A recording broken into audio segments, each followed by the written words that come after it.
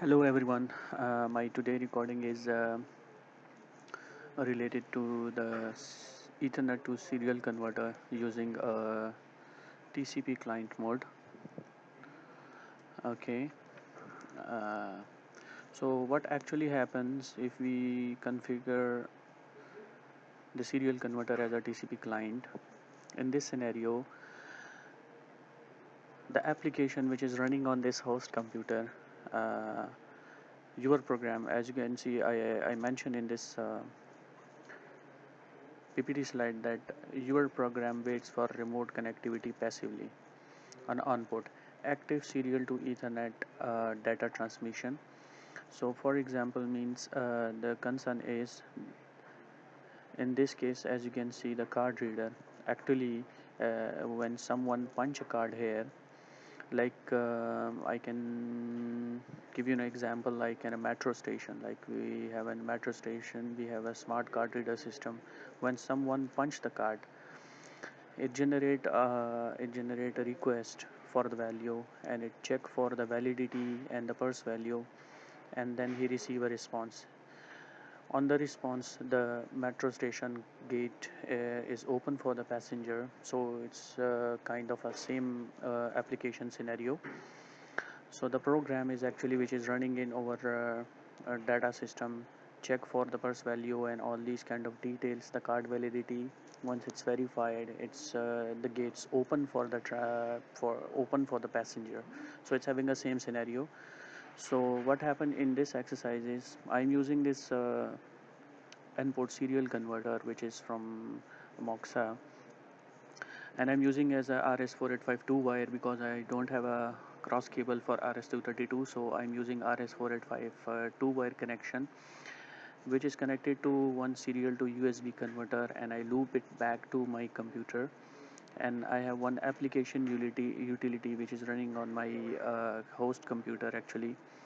So we will try to simulate a traffic from both ends, like from TCP IP side and from serial to Ethernet. We will generate a traffic for the verification purpose. So this is a loop back testing. If you have a normal scenario, you don't need a USB converter. You can just connect a serial side to your end application, and your host in the network will receive a data. Okay, so let me show you how the things are connected. Let me show you first that I have this Moxa U port connected to my computer, and I'm using as a COM1 RS4852 wire. Okay, and if I tell you more in details about this application, you can see the port setting is 115200, data bit 8, parity none, stop bit 1, and flow control none. So first of all, we need DSU utility for the N port. I will search for the device as I don't know what is the IP address. So as you can see, it's in default 27, and my PC, the host computer, is also in the same subnet. So first I have to unlock, and the default password is Moxa. The device is unlocked, and I will make a console connection to apply the configuration. The default password is Moxa, and as you can see, the default IP is 254.127.254. You can change the device IP address according to your requirement. And in serial, the baud rate is okay, data bit is 1, stop bit 1, parity none, flow control I will make it none because my interface is RS4852 wire. Submit, and I will just apply one more configuration on the port 1. I will set the mode to TCP client mode. Okay, and destination IP address is my PC, which have 127.70 IP address. Okay, and port is 4001. Okay, and I will click on submit. Once submit, save and restart, and the device is rebooting. Yes, it's rebooted now, as you can see. Let's verify our configuration. As you can see, the port 1, the configuration is applied, and serial operation mode, as you can see, it's in client mode. So to simulate a traffic, as I told you that I'm using one Moxa proprietary utility for the testing purpose. I will establish a connection using a serial COM1 115200, and I will just make it as dump terminal, no problem. Okay, and I will open one more utility using a TCP client.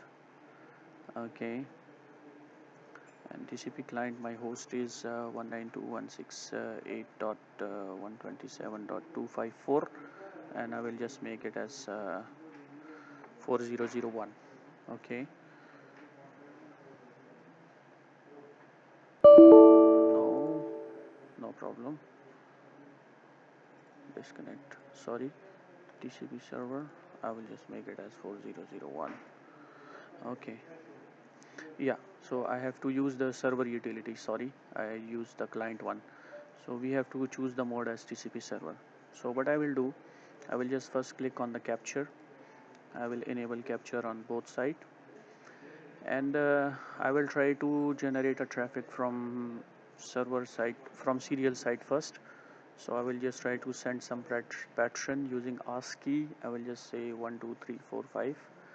Okay, and as you can see, I can receive a pattern on my server side, and in parallel I will generate a traffic for I will generate a traffic from, as you can see, the TX value and the RX value, and I will send the traffic from TCP side to the serial side using a different parameters. So at least we can identify it as 6 7 8 9, and I will just make it as 10. 6 7 8 9 is enough. Okay, so I will just click start sending. As you can see, we have parallel communication from both ends. Okay, as you can see, 6 7 8 9 1 2 3 4 5 6 7 8 9. So we are able to send and receive the traffic from both ends. As you can see, TX and RX both are okay.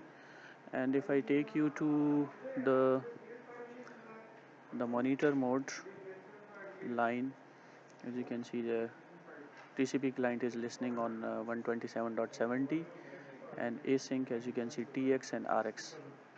Okay guys, that's it in this current video. As you can see, the communication is healthy for the verification purpose. For this garbage value, I think my cable is not properly connected, that's why.